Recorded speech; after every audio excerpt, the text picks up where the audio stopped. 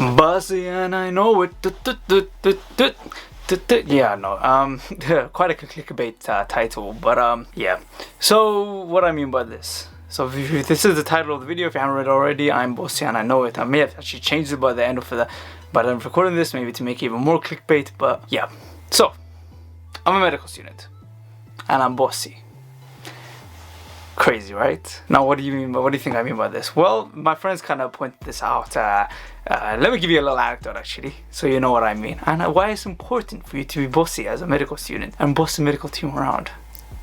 Not actually bossy, but you'll find out what I mean by the end of it. So, my friends pointed this out a couple of weeks ago, where I was in hospital, just, seeing some patients, just clerking them. And as patients do, they want some stuff. Maybe they need some help, maybe they want some food, maybe they need some water, maybe they want to go to the toilet, and, they ask you if you can maybe tell them to do this and that. You're a medical student, you're not a doctor, you don't know where everything is, so maybe you need a little bit of help with figuring out how you can help the patient so they can get what they want. Doctors are there, they're very busy, understandably. But my friends saw me after I was speaking to patients, as you should, is after a patient tells me, they want to do something like that, I will tell the doctor, listen, can you help me out with this? Or can you sort of help me, can you go fetch me this so I can go do this for the patient? And maybe help me do this with the patient, yada, yada, yada. And my friend said to me, wow, you're taking liberties with the doctors. You're bossing them around. You're telling them to do this and that as a medical student. But here's the thing at the end of the day. You're part of the medical team, and if the patient wants something, or if the patient needs help with something, and you can help them with that. There's no problem with asking for help from one of the medical professionals. We're always encouraged to ask, so why don't we ask for help from them to do the physical stuff as well? Or tell them if they can help, can get something from me because I don't know where it is, or if they can help me with do something for the patient, or even for my own learning. So being bossy. Telling healthcare professionals what to do, even though you're the lowest of the hierarchy, is useful for you and the patient, for your education or for the patient care. And what do I mean by this? Well, it's weird. It's a weird title and it's a weird video. But here's the thing. Medicine itself is a team effort. It's teamwork that it requires to fully treat and help a patient. And even though, well, like I said earlier, medical students are basically the bottom of the hierarchy, they're beyond trash in terms of the usefulness inside the hospital. They're still really useful. And doctors love medical students. So, what I mean by this, medical students can be really nice, and we can get a lot of information from the patient that maybe the doctors missed because they're tunnel visioning. Or maybe we can figure out what the patient wants because they can be less intimidating than doctors or nurses. And so knowing this extra information about a patient and telling doctors, this is what you should know about the patient and this is what we should do for them is vital.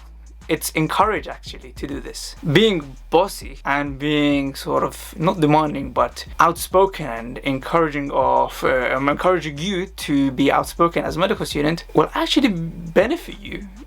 Not just benefit the patient and help them, but also benefit you in growing your confidence and your courage in taking leadership. Now, what do I mean by this? Well, quite simply, medicine, yes, team efforts. And in a team, there's always a leader. And the leader can be the consultant. He's the one that's in charge of the patient and in charge of what the best thing to do for the patient. But in medicine, it's a bit different. Everyone is a leader in their own terms. So I can take leadership and I tell them, okay, here's where you missed and here's where you should know. So there was a case a couple of days ago where the doctor was with me and we were looking at the patient's notes, and there was some social stuff that I read. Unfortunately, they missed it. And when the doctor was asking to them about the social history of the patient, because the patient was intubated and under propofol, so they were asleep, they couldn't give a history. The doctor missed the important social history, but I read it and I said to the doctor, hold on, wait, I'm sorry, we missed this, let's talk about this. Now, this is a bit that's also important for you guys when you want to take leadership, because even though you're a team member, everyone in medicine is a team leader in their own terms. Everyone can take leadership, but the way you do it has to be polite, because we're all a team and we're all gonna have to work each other for the long term. And also we have to recognize how to help each other instead of being rude to each other. So even though in the end of the day, people can say, well, you're a bossy, you're bossing doctors around. That's not the case. What I was doing is taking leadership and being courageous enough to own up to what I should do to help the patient and also help how I can develop my courage. But what's important is do it politely and nicely, and making sure that you're encouraging the team to understand why you took leadership and why you want to do something in a certain way. So I hope you guys learned something about courage and being bossy in this video. And I'll see you all in the next one. Peace out. Where's that off button?